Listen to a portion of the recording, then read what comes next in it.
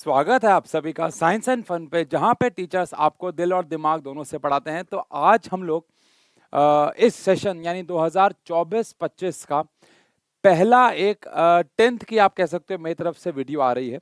अब आप सोच रहे होंगे कि सर ये पहली वीडियो है और यहाँ पे क्वेश्चन आंसर्स क्यों, पहले हमें पढ़ाई क्यों नहीं करवाई जा रही है, वन शॉट क्यों नहीं। तो मैं यहाँ पे दो बातें कहना चाहूँगा। सबसे पहली बात तो वन शॉट जो है वो हम लोगों ने इस चैनल पे दो बार बहुत अच्छे से डाल रखे हैं, और लाइव सेक्शन में अगर आप जाके देखोगे तो इस चैप्टर को 2 या 3 बार कंप्लीट, यानी ओवरऑल इस चैनल पे 5 से लेकर 6 बार इस चैप्टर को कंप्लीट पढ़ाया गया है। और एक वन शॉट तो यहाँ पे आपको विद एक्सपेरिमेंट भी मिलेगा, जिसमें लगभग लगभग 1 मिलियन व्यूज भी होने वाले हैं। और दूसरी बात अब आपके मन में ये आ रही हो, क्या इस साल वन शॉट नहीं आएंगे? ऐसा बिल्कुल भी नहीं है। हम लोगों ने लास्ट ईयर सबसे पहले यूट्यूब पे हम लोग पहले बने जिन्होंने एक्सपेरिमेंट्स के साथ वन शॉट डाले, और किसी ने भी नहीं किया था तब। अब का मुझे पता नहीं, वैसे शायद अभी भी कोई नहीं कर रहा है। लेकिन इस साल हम लोग और नए अब मैं सोचा अगर सेम वन शॉट दोबारा उठा के डाल दूंगा सेम पीपीटी के साथ, तो कुछ नया नहीं मिलेगा। तो इस साल कुछ बहुत अच्छा प्लान हो रहा है। और अगेन आप गेस करना कमेंट सेक्शन पे, ये भी किसी ने यूट्यूब पे आज तक नहीं किया है। ऐसे आपको वन शॉट किसी ने भी नहीं दिए, हम लोग आपको प्रोवाइड करेंगे। उसका सेटअप चल रहा है, बहुत जल्द आपको इंस्टाग्राम पे स्टोरीज वगैरह देखने को मिल जाएंगी। बट अभी क्योंकि आप सबका एग्जाम आ रहा था और बहुत सारे बच्चे, क्योंकि हम लोग स्टूडियो यूट्यूब स्टूडियो में जाके देख सकते हैं कि कमेंट आ रहे थे हमारे पुराने लेक्चर्स के केमिकल रिएक्शन एंड इक्वेशन पे, लाइफ प्रोसेस पे, इलेक्ट्रिसिटी पे, लाइट पे, कि सर क्वेश्चन आंसर्स करा दो, वन शॉट हमने देख लिया है, नए वाले वन शॉट को हम बाद में देख लेंगे, अभी हमारा एग्जाम है। तो इसीलिए मुझे लगा कि यहाँ पे मैं आपको बेहतरीन कुछ क्वेश्चंस करा देता हूँ। आज मैं यहाँ पे एमसीक्यू और सब्जेक्टिव, ज्यादा एमसीक्यू है, थोड़े से सब्जेक्टिव क्वेश्चन लेके आया हूँ। और ये सारे के सारे क्वेश्चन मैं किताब से स्क्रीनशॉट लेके आया हूँ, ताकि आप ये ना समझें कि यार मैं कुछ आपको लेस और पी वाई क्यूज है सारे के सारे, तो आपको ऐसा ना लगे कि मैं आपको एक ऐसे क्वेश्चन कराऊं जिनका लेवल लो है या बहुत हाई है।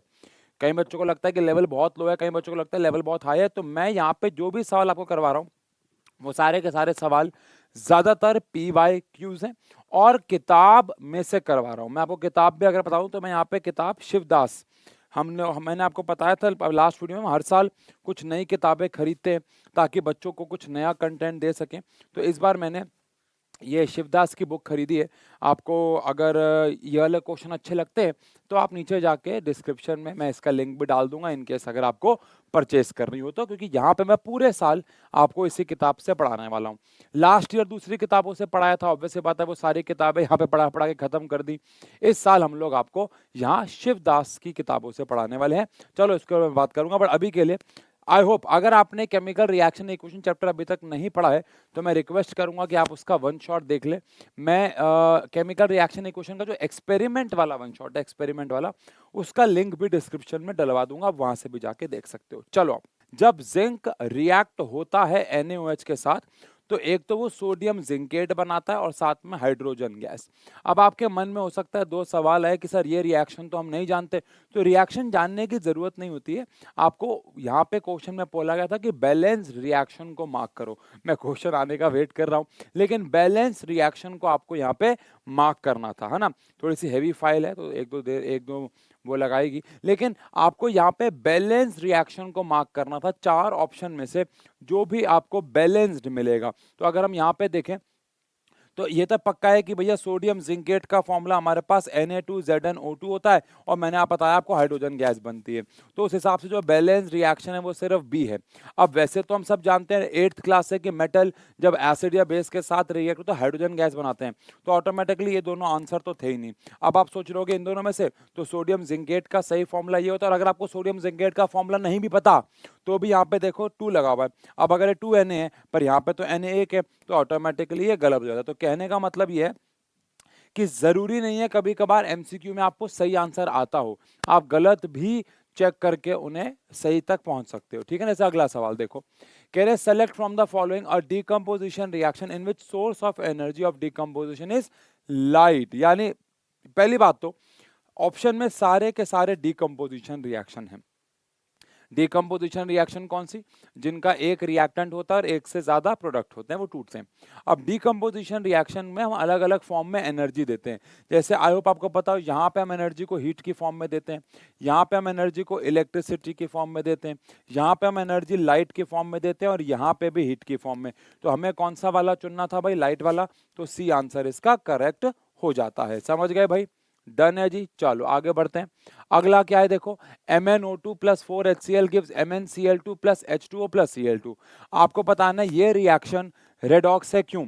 पहली बात तो रेडॉक्स रिएक्शन कौन सी रिएक्शन होती है? जिनमें रिडक्शन और ऑक्सीडेशन दोनों हो रहे हों, तो वो रेडॉक्स है। तो इसकी एक्सप्लेनेशन कौन सी करेक्ट होगी? जो ये समझा रही हो कि यहाँ पर रिडक्शन भी हो रहा है और बिल्कुल ऑब्वियस बात है ऑक्सीडेशन भी हो रहा है। तो देखो लास्ट वाले ऑप्शन में ही सिर्फ रिडक्शन और ऑक्सीडेशन की बात कर रखी है और फर्स्ट वाले ऑप्शन में, तो ये तो पक्का है कि ये दोनों आंसर तो नहीं होंगे। अब फर्स्ट वाले बोला हुआ है कि MnO2 ऑक्सीडाइज हो रहा है, गलत है। क्या इसके पास ऑक्सीजन है? हाँ। इसके पास ऑक्सीजन नहीं, ऑक्सीजन चले गए। ऑक्सीजन का जाना इज कॉल्ड रिडक्शन। तो MnO2 का रिडक्शन हो रहा है और HCl में देखो ऑक्सीजन आ रहा है, तो उसका हो रहा है ऑक्सीडेशन। तो डी यहाँ पे आंसर हो जाएगा। अगर आप ये चैप्टर कर चुके हो तो आप अपने सामने रजिस्टर खोल के रखो, खोला ही होगा, और पेन, और आप क्वेश्चन को जैसे स्क्रीन पे क्वेश्चन आए वीडियो को पॉज कर लो और खुद से उसका आंसर करो, फिर वीडियो को प्ले करो, ज्यादा मजा आएगा। ठीक है जी। चलिए अगला सवाल, identify the product x obtain from the following reaction. आपको बताना है कौन सा प्रोडक्ट फॉर्म होगा। सबसे पहली बात तो जब भी आप CaCO3 को हीट करते हो तो डीकम्पोजिशन रिएक्शन हो जाती है और क्या बन जाता है? CaO, साथ में बन जाता है H2O, सॉरी साथ में बन जाता है CO2। क्या कर रहा हूं मैं? साथ में बन जाता है हमारा कौन? CO2। तो ये कौन सी रिएक्शन है? डीकम्पोजिशन रिएक्शन है। कौन सी डीकम्पोजिशन है? हीट दे रहे हो तो थर्मल डीकम्पोजिशन है। अब सवाल क्या कह रहा है?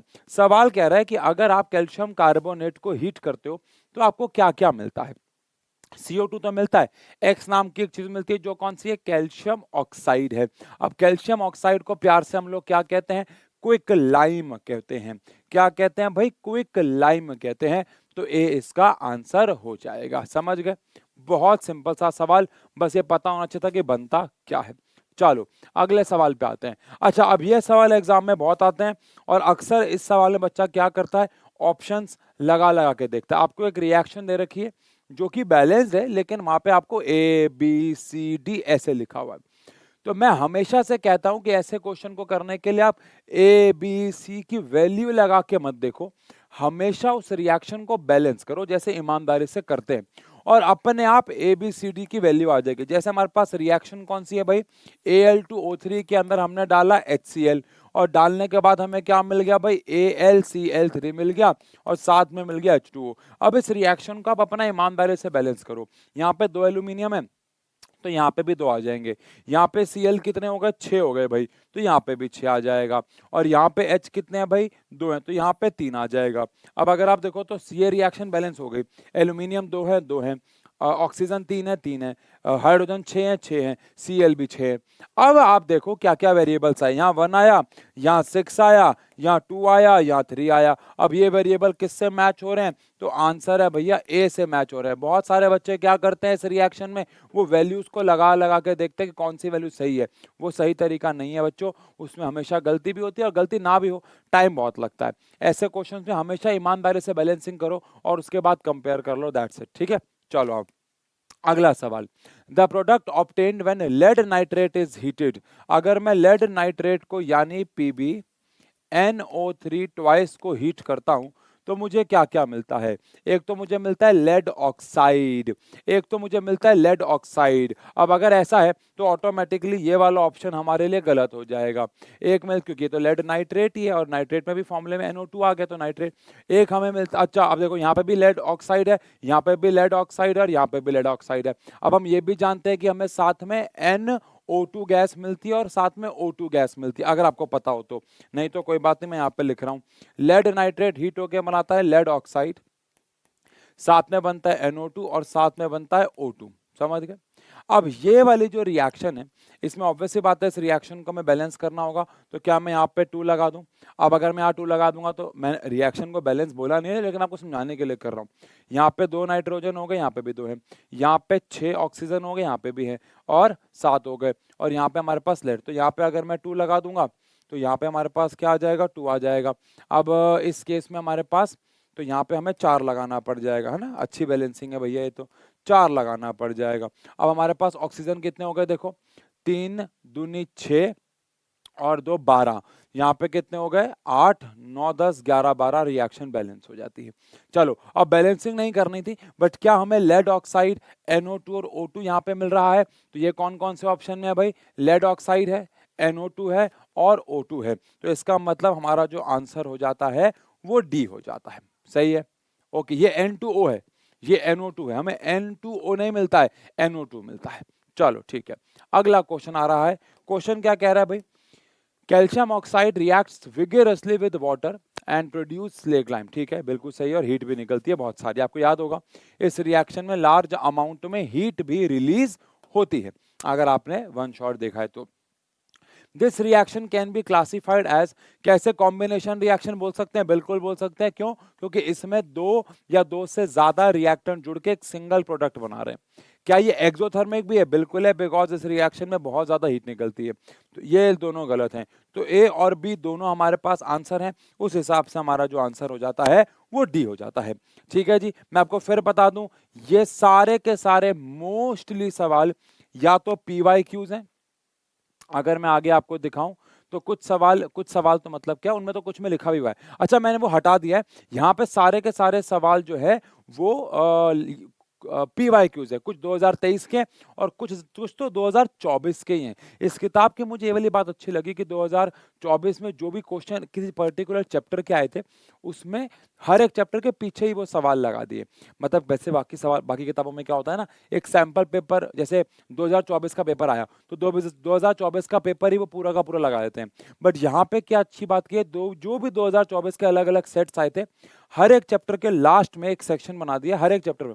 तो 2024 के जो क्वेश्चन उस चैप्टर से थे, वो उस चैप्टर के लास्ट में डाल दिए, जिससे कि जब आप चैप्टर पढ़ो तो आप ये भी देख लो कि लास्ट ईयर कौन से क्वेश्चन उस चैप्टर से हमारे एग्जाम में आए थे। तो इसलिए आप ये वाला सेक्शन करके आप ये जज कर सकते हो कि यार अगर मैं एक साल बड़ा होता तो मेरे बोर्ड के एग्जाम में क्या नंबर आए होते। विच of the following is a displacement reaction? एक मोर रिएक्टिव एलिमेंट एक लेस रिएक्टिव एलिमेंट को डिस्प्लेस कर देता है, तो ये तो डिकम्पोजिशन है, गलत हो गया। अब यहाँ पे अगर आप देखो तो Na जो है वो H को डिस्प्लेस कर रहा है, और क्योंकि Na रिएक्टिविटी सीरीज में हाइड्रोजन से ऊपर होता है। यहाँ पे कॉम्बिनेशन रिएक्शन हो रही है, और ये अभी हमने किया ही था, देखो ये सेम हमने पीछे भी किया था, हमने बैलेंस भी किया इसको, और ये रिएक्शन तो डिकम्पोजिशन है। तो यहाँ पे हमारा जो आंसर हो जाता है वो बी हो जाता है। बहुत सिंपल सा क्वेश्चन है। ठीक है, चलो अगला सवाल। 3 बीकर्स लेबल्ड एज, 3 बीकर है, ABC बीकर है, ABC बीकर है, each contain 25 ml of water. ठीक है, a small amount of NaOH, copper sulphate and NaCl were taken to the beaker ABC। यानी ए में डाल दिया इन्होंने NaOH, बी में डाल दिया कॉपर सल्फेट। आई होप आपको पता हो NaOH और एनहाइड्रस यानी ड्राई कॉपर सल्फेट जब जाएगा तो दोनों ही टेम्परेचर को बढ़ा देते हैं ना, और शायद ये लिखा भी हुआ है। और NaCl को डाल दिया लास्ट वाले बीकर में, आई गेस, है ना? हाँ हाँ हाँ, ठीक है। अब हमने क्या ऑब्जर्व किया कि जो सॉल्यूशन का टेम्परेचर ए और बी में है वो बढ़ गया, जो कि मैंने आपको बताया था, और सी का जो टेम्परेचर है वो गिर गया, है ना? The temperature of the solution falls. Which one of the following statement is और आर करेक्ट? अगर टेम्परेचर बढ़ा है तो इसका मतलब है जो प्रोसेस है वो कौन सा होगा भाई? एक्सोथर्मिक। अगर किसी रिएक्शन के दौरान टेम्परेचर बढ़ रहा है मतलब हीट का लॉस हो रहा है, जिसका मतलब है वो प्रोसेस क्या हो जाता है? एक्सोथर्मिक। और अगर किसी प्रोसेस में टेम्परेचर कम हो रहा है तो इसका मतलब है हीट जो है वो गेन हो रही है, और अगर गेन हो रही है तो वो एंडोथर्मिक हो जाएगा। तो भैया बीकर ए और बीकर बी में टेम्परेचर जो है वो राइज हो रहा था। It was observe that there was an increase in the temperature A B में, बट सी में कम हो रहा है। तो इसका मतलब ए और बी में एक्सोथर्मिक रिएक्शन हो रही है और सी में एंडो। आओ पढ़ ले। In beaker A and B exothermic process has occurred. ठीक है, in beaker A and B endo गलत है, इन बीकर सी एक्सो नहीं, इन बीकर सी एंडोथर्मिक। तो फर्स्ट और फोर्थ स्टेटमेंट हमारी सही हो गई, जिसके हिसाब से हमारा सी जो है वो आंसर हो जाता है। डन हो गया जी, चलो आगे बढ़ते हैं। अगला सवाल, a substance x is used in white washing and is obtained by heating limestone in the absence of air. I hope आपको पता हो limestone क्या होता है भाई, नहीं पता मैं बता देता हूं। limestone होता है कैल्शियम कार्बोनेट। अब पीछे 2 बार पढ़ चुके हैं कि अगर मैं कैल्शियम कार्बोनेट को हीट करूंगा तो मुझे कैल्शियम ऑक्साइड मिल जाएगा और कार्बन डाइऑक्साइड। अब आप जानते हो कि कैल्शियम ऑक्साइड जो है इसको पानी में डालो तो कैल्शियम हाइड्रोक्साइड बनता है, जो कि व्हाइट वॉश में काम आता है। तो बेसिकली यही व्हाइट वॉश में काम आता है। और आपको क्या बोला है, एक सब्सटेंस एक्स है जिसको व्हाइट वॉश में इस्तेमाल करता है, और इसको बनाने के लिए हमें लाइमस्टोन को हीट करना पड़ता है। तो ऑप्शन क्या होता, ऑप्शन होता ये। अगर इस क्वेश्चन में ऐसे बोला होता कि एक सब्सटेंस जो व्हाइट वॉश में काम आता है, तो फिर आंसर कैल्शियम ऑक्साइड भी हो सकता था और हाइड्रोक्साइड भी। यहाँ पे हमने हाइड्रोक्साइड को क्यों नहीं चुना, क्योंकि वो बोल रहे हैं ये जो सब्सटेंस है वो बनता है जब हम कैल्शियम कार्बोनेट यानी लाइमस्टोन को हीट करते हैं। The only answer is calcium oxide then. ठीक है जी, प्यारा सवाल है। चलो अच्छा, यही सेम सवाल ना एनसीईआरटी में है, लेकिन वहां पे कैसे पूछ रखा है कि एक सब्सटेंस है एक्स जो कि व्हाइट वॉश में काम आता है। अब फिर से वो 2 हो सकते हैं ना, पर उसके आगे लिखा हुआ है और जब ये सब्सटेंस पानी के साथ रिएक्ट होता है तो हीट बनाता है। इसका मतलब फिर से वो कैल्शियम ऑक्साइड की बात कर रहे हैं, और फिर जब वो पानी के साथ रिएक्ट होता है तो कैल्शियम हाइड्रोक्साइड बनाता है। बिकॉज कैल्शियम हाइड्रोक्साइड तो पानी के साथ रिएक्ट नहीं होगा ना, तो अगेन आंसर कैल्शियम ऑक्साइड था। तो बहुत चालाकी से कभी कभार सवाल पूछ ले जाते हैं, तो ध्यान से पढ़ना होता है, कहने का मतलब ये है। चलिए, विच of the following is an endothermic. Endo मतलब कि भैया हीट आपको देनी पड़ रही है, मतलब वो गेन कर रहा है। तो सल्फ्यूरिक एसिड को डाइल्यूट करोगे तो भाई साहब बहुत हीट निकलेगी। जब भी किसी एसिड के अंदर पानी डालते हैं प्रोसेस हाईली एक्सोथर्मिक होता है, खतरनाक भी होता है। सब्लिमेशन यानी सॉलिड से गैस बन रहे हो तो ऑब्वियस सी बात है यहाँ पे भी वो हीट एब्जॉर्ब करेगा, यानी कि वो अगर देखो, अगर मैं आपको कह रहा हूँ कि सब्लिमेशन हो रहा है तो इसका मतलब क्या है कि आपको हीट देनी पड़ रही है, क्योंकि वो सॉलिड से गैस बन रहा है। बाकी आगे के ऑप्शन पढ़ते हैं। कंडेंसेशन का मतलब है, कंडेंसेशन का मतलब है वो गैस से लिक्विड बन रहा है तो हीट रिलीज करेगा, लॉस करेगा। लॉस करेगा तो एक्सो हो जाएगा। रेस्पिरेशन तो आप सबको पता है एक्सो होता है, तो आंसर क्या हो जाएगा यहाँ पे, सब्लिमेशन। क्योंकि यहाँ पे अगर मैं आपको बता दूं तो यहाँ पे आपको हीट निकल रही है, तो ये भी क्या होगा, एक्सो। कंडेंसेशन, जब भी हम स्टेट में नीचे आते हैं तो हमेशा वो कंडेंसेशन होता है, गैस से लिक्विड आए या लिक्विड से सॉलिड आए। जब भी स्टेट में नीचे आएंगे ध्यान रखना वो हमेशा एक्सोथर्मिक होगा, क्योंकि हीट का लॉस होगा। अब यहाँ पे तो रेस्पिरेशन ही है, आपका एनसीईआरटी का सवाल ही यही है कि रेस्पिरेशन एक्सो क्यों होता है, क्योंकि भैया माइटोकॉन्ड्रिया एनर्जी रिलीज करता है खाने को ऑक्सीजन के साथ रिएक्ट करके, तो आंसर इसका भी हो जाता है। ठीक है, सेलेक्ट द ऑक्सीडाइजिंग एजेंट। मैंने आपको बहुत अच्छे से पढ़ाया था, ऑक्सीडाइजिंग एजेंट जिसकी हो रही होती है रिडक्शन, वो होता है ऑक्सीडाइजिंग एजेंट। अब रिडक्शन किसकी हो रही है, यहाँ पे I2 और आप देख सकते हो इसके अंदर हाइड्रोजन ऐड हो रहा है, तो इसकी हो रही है रिडक्शन। और जिसकी होती है रिडक्शन वो हो जाता है ऑक्सीडाइजिंग एजेंट। तो आयोडीन हमारा हो जाएगा ऑक्सीडाइजिंग एजेंट। बहुत आसानी से समझाया था, जिसकी होती है रिडक्शन वो हो जाता है ऑक्सीडाइजिंग एजेंट। तो हाइड्रोजन आयोडीन की यहाँ पर रिडक्शन हो रही है तो वो ऑक्सीडाइजिंग एजेंट हो जाएगा। डन हो गया। इलेक्ट्रोलिसिस ऑफ वाटर एक डीकंपोजिशन रिएक्शन है। The mole ratio of hydrogen and oxygen gas liberated. Again बच्चे को पता है एनसीईआरटी में भी ये सवाल है भाई, जब हम इसके अंदर बिजली पास कराते हैं तो यहाँ पे हमें 2 हाइड्रोजन और 1 ऑक्सीजन मिलता है, तो रेशो जो रहता है वो कितना रहता है भाई, 2:1 का रहता है। रेशो कितना रहता है, 2:1 का रेशो हमेशा इनके बीच में रहता है। डन हो गया, डन हो गया, डन हो गया, डन हो गया। आगे बढ़े, आगे बढ़े। चलो अगला सवाल, 2:1 का रेशो है तो ऑप्शन तो टिक कर ही लोगे। तो बी किसका पूछा, अच्छा कभी देखो 2:1 भी है, 1:2 भी है, तो आप पढ़ ले पहले किसका पूछा है, the ratio of hydrogen and oxygen. तो पहले हाइड्रोजन है फिर ऑक्सीजन है, तो इसका मतलब H और O का यानी 2:1। ठीक है, अगर ratio of oxygen and hydrogen लिखा होता तो आंसर फिर हमारे पास 1:2 हो जाता। चलो ठीक है, अगला सवाल, which of the following gases can be used to storage of fresh sample of oil. अगर आपको ऑयल के सैंपल को स्टोर करना है लंबे समय तक, यानी रैंसिडिटी से बचाना है, तो यहाँ पे कौन सी गैसेस होंगी? तो आप सबको पता है चिप्स के पैकेट में तो हम नाइट्रोजन गैस का इस्तेमाल कर लेते हैं। ऑक्सीजन, बेटा ऑक्सीजन के साथ, ऑक्सीजन से ही तो बचाना है, तो ऑक्सीजन गैस तो लेंगे नहीं, ये तो कॉमन सेंस की बात है।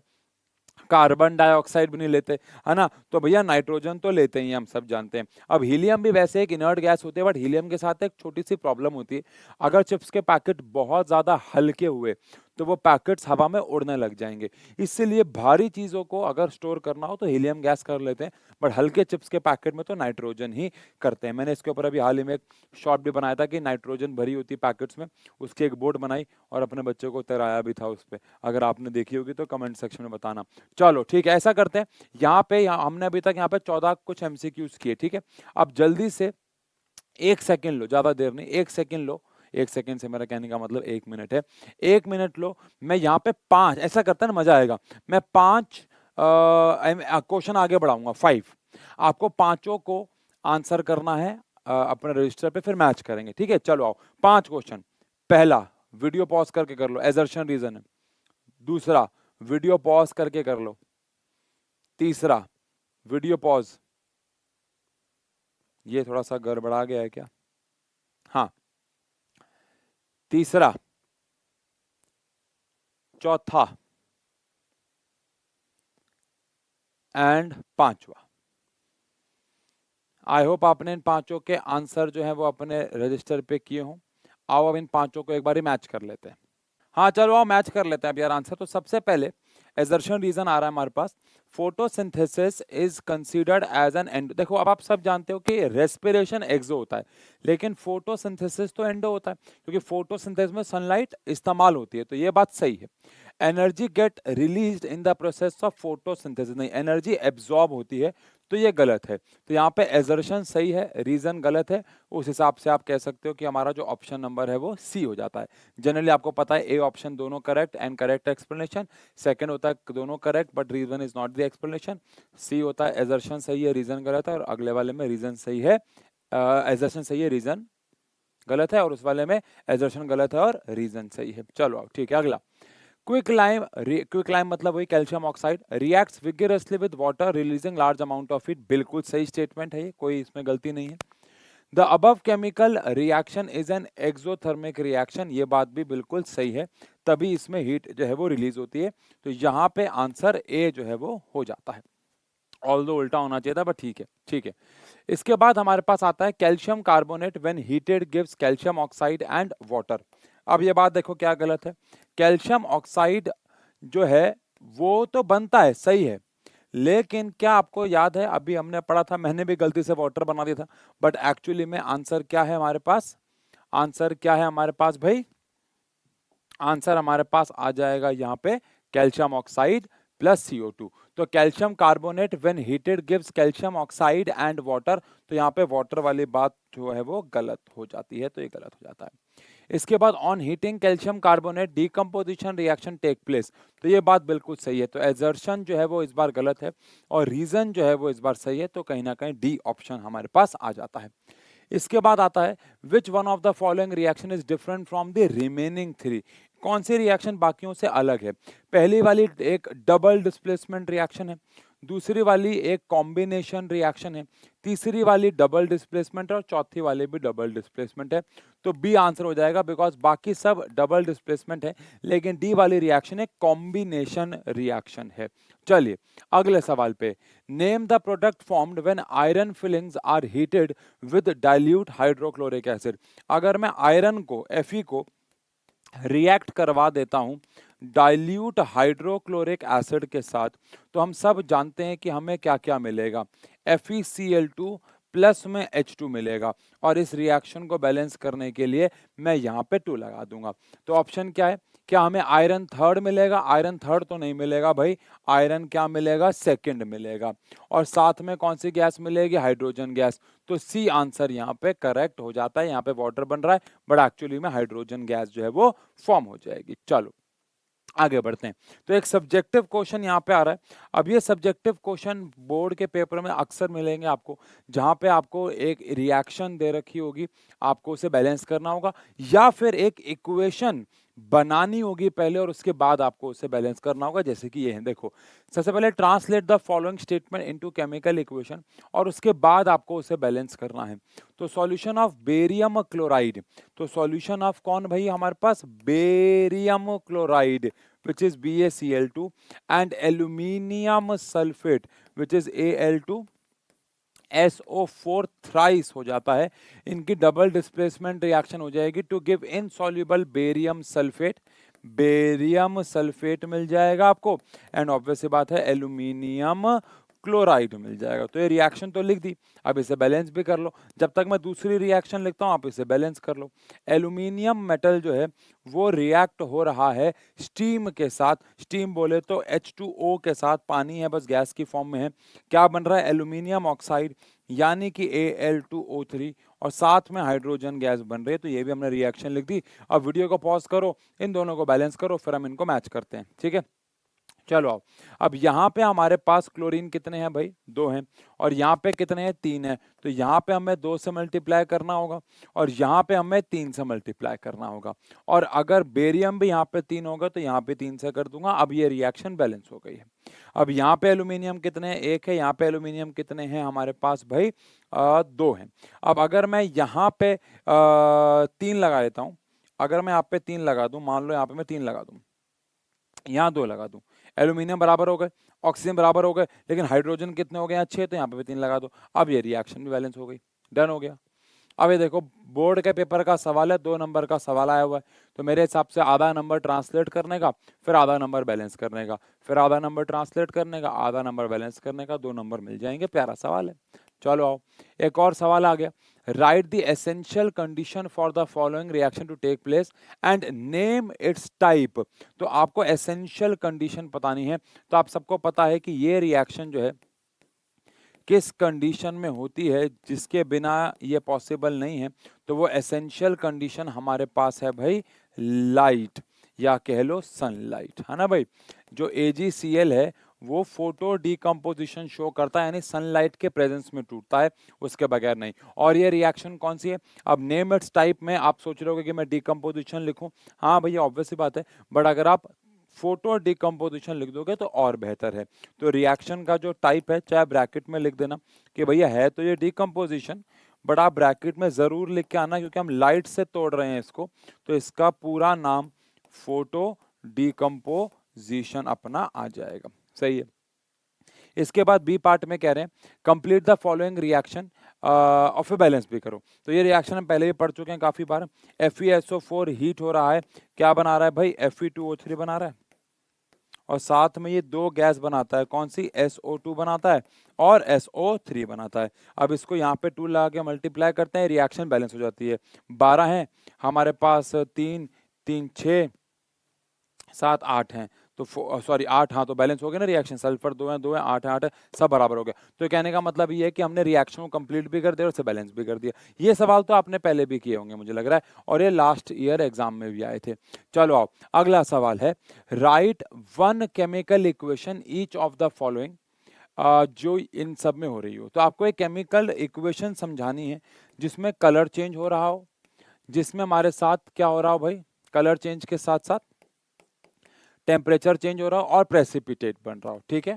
तीनों का एक एक एग्जाम्पल देना है, जहां पे कलर चेंज हो रहा हो, चेंज इन टेम्परेचर हो रहा हो, या फॉर्मेशन ऑफ प्रेसिपिटेट हो रहा हो। कलर चेंज का सबसे बेस्ट एग्जांपल, और जब पूरे चांसेस है कि मार्किंग स्कीम में भी यही होगा, FeSO4 बनेगा और साथ में हमारे पास कौन बाहर आ जाएगा भाई, Cu। कलर में क्या बदलाव आते हैं, इसका कलर हम सब जान रहे हैं ब्लू होता है, और इसका कलर हमारे पास लाइट ग्रीन, पानी में लाइट ग्रीन या ग्रीन होता है ना भाई, ठीक है।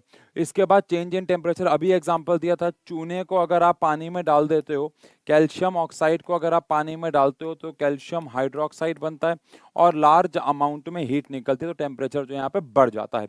प्रेसिपिटेट का एग्जाम्पल पीछे भी अभी दिया था, वही दे दो, चाहे नया दे दो, लेट्स से कोई नया देते हैं, KI को मैंने लेड सल्फेट के साथ डाला तो मुझे लेड आयोडाइड मिल जाएगा, और K2SO4, और ये हमें येलो रंग का प्रेसिपिटेट मिल जाएगा।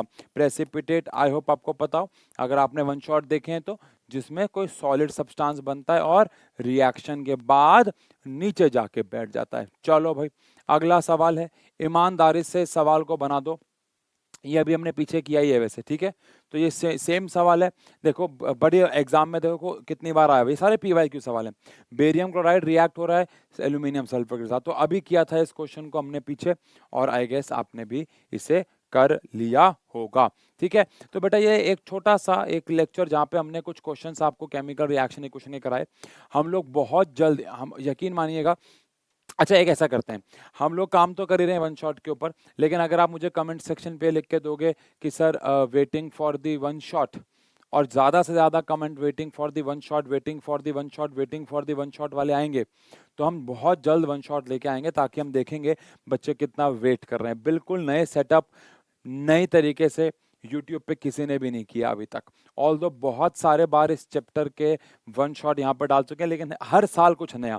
अब इस साल ये नया लेके आ रहे हैं, तो अगले साल और कुछ नया लेके आएंगे, और फिर उसके अगले साल और कुछ नया लेके आएंगे। हर साल लेवल अप करते रहना पड़ता है, ठीक है ना। बाकी ये क्वेश्चंस अगर आपको अच्छे लगे तो ऐसे और अनगिनत क्वेश्चन इस किताब के अंदर हैं, आपको लिंक डिस्क्रिप्शन में दे दिया जाएगा, आप जाके परचेज कर सकते हैं और अपनी तैयारी क्वेश्चंस के लिए। थ्योरी पढ़नी है तो ये किताब मत खरीदिएगा बिल्कुल, बिकॉज ये थ्योरी के लिए नहीं बनी है, ये सिर्फ और सिर्फ बनी है क्वेश्चंस की प्रैक्टिस करने के लिए।